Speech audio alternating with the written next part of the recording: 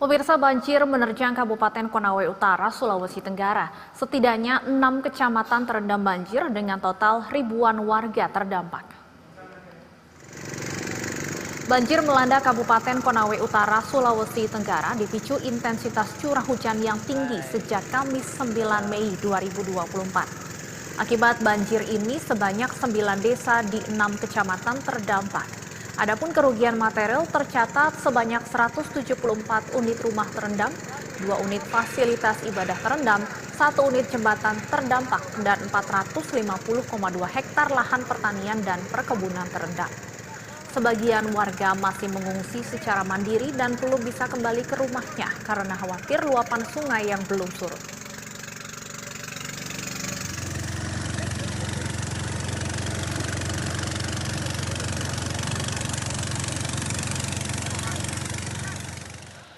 Selengkapnya terkait penanganan banjir di Konawe Utara, kita bergabung dengan Kapus Datin BNPB Abdul Muhari. Selamat sore, Pak Muhari. Selamat sore, Mbak Stefani. Baik, Pak Muhari, bagaimana kondisi terkini banjir yang menerjang Konawe Utara dan total ada berapa wilayah yang terendam? Ya, dari laporan yang disampaikan oleh BPBD kepada BNPB per Jumat kemarin pukul 16.00, eh, banjir masih merendam setidaknya ada 6 kecamatan dengan total warga jiwa terdampak itu 1.983 jiwa atau 883 kakak, dan saat ini kondisinya sudah mulai surut, tetapi ini sebenarnya banjir yang sudah terjadi awalnya itu di tanggal 3 ya. Jadi ini masih rangkaian dari banjir yang terjadi sejak tanggal 3 yang dipicu oleh curah hujan yang cukup tinggi di 3 Mei pukul 10 waktu Indonesia Tengah. Jadi kita masih terus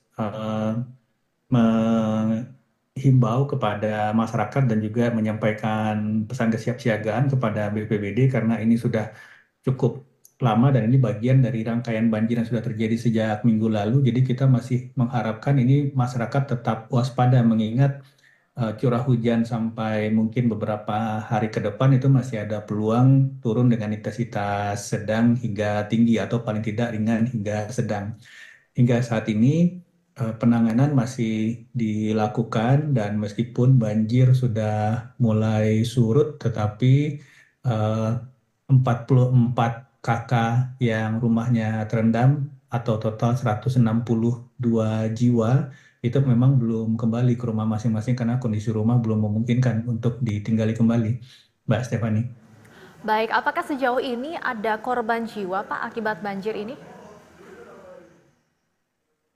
Mbak Stefani, saya tidak bisa mendengar suaranya. Pak Aam, apakah sejauh ini tercatat ada korban jiwa akibat banjir ini?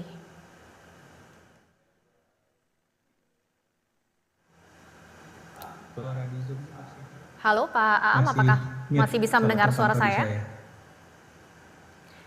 Ya, Pak Aam, apakah sejauh ini tercatat ada korban jiwa?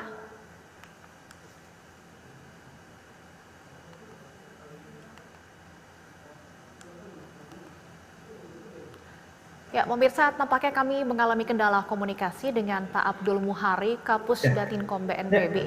Ya, Pak Abdul Muhari, ya sudah bisa kembali mendengar suara saya, Pak? Ya, silakan Mbak Stefani. Baik, Pak Aam, apakah ada korban jiwa akibat banjir? Kalau untuk korban jiwa kita tidak menerima laporan baik itu korban jiwa meninggal atau luka, tetapi yang kita terima memang ada warga yang mengungsi sejumlah 44 kakak dan 162 jiwa.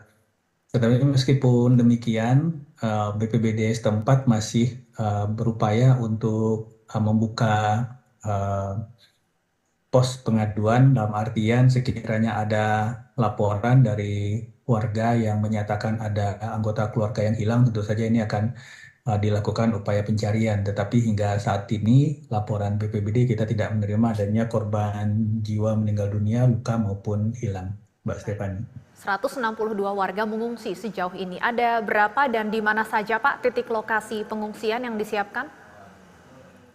Untuk pengungsian yang 162 jiwa ini tidak dibuka pengungsian terpusat, tetapi masih menumpang di kerabat sehingga karena relatif tanpa kita mengecilkan jumlah yang 44 kakak ini, tetapi karena bisa kemudian masih menumpang sementara di rumah kerabat dan kita harapkan banjir segera surut supaya mereka bisa membersihkan kembali rumah masing-masing untuk kembali ke rumah masing-masing karena dalam konteks ini rumah atau tempat tinggal dari 44 kakak ini tidak rusak tetapi kondisinya terendam. Karena kita tahu kalau misalkan banjir biasanya itu tidak merusak secara signifikan bangunan perumahan tetapi untuk sementara mungkin karena genangan yang kami terima itu ketinggiannya sekitar 50 sampai 135 cm, jadi setengah meter sampai 1,3 meter.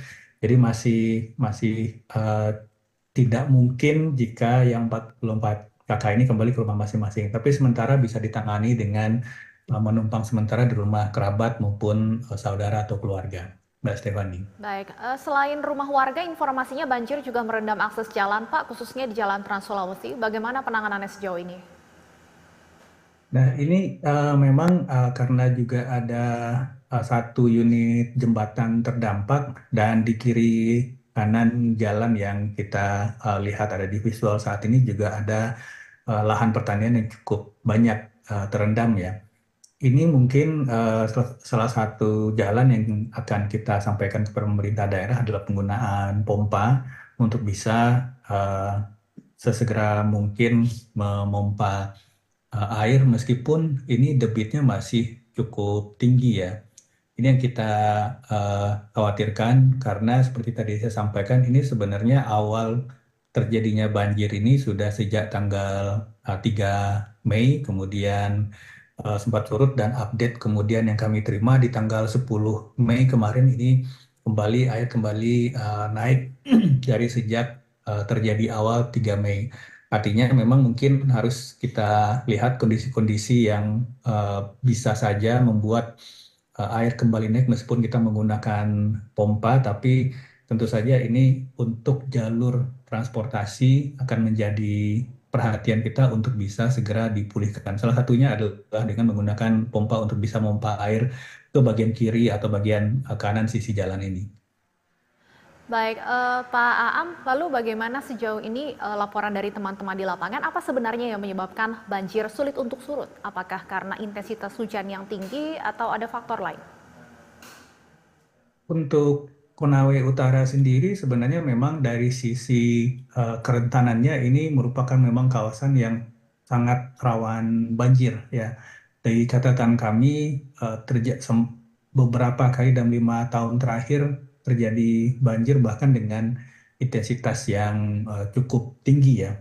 Eh, dan dengan cakupan daerah terdampak yang cukup luas yang terjadi di minggu ini, yang kami update kemarin sebenarnya tidak terlalu besar kalau kita melihat historis kejadian yang ada di Konawe Utara.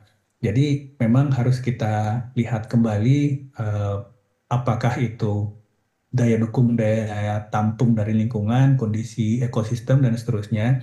Karena dalam catatan kami ini cukup frekuen, cukup terjadi dan hampir sepanjang tahun catatan kami itu terjadi banjir di Konawe. Memang kalau misalkan kita mendiskusikan solusi permanen untuk ini, maka kita harus mendiskusikan untuk restorasi ekosistem untuk melihat kembali secara holistik yang terjadi untuk mempengaruhi daya dukung daya tampung lingkungan yang ada di sana.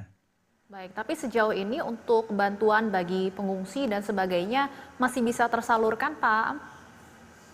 Sejauh ini masih bisa karena secara daerah terdampak ya yang kita terima laporan untuk banjir di minggu ini itu untuk masyarakat meskipun uh, ada 883 kakak atau 1983 jiwa terdampak, tetapi secara dukungan logistik atau dukungan permakanan ini masih bisa ditanggulangi oleh pemerintah daerah. Meskipun pemerintah daerah sudah menetapkan status siaga darurat ya, dan BNPB tentu saja siap dan kita selalu mensiagakan logistik baik itu permakanan maupun peralatan jika nantinya memang pemerintah daerah meminta dukungan pemerintah pusat untuk penanganan banjir kali ini, Mbak Baik, Stefani.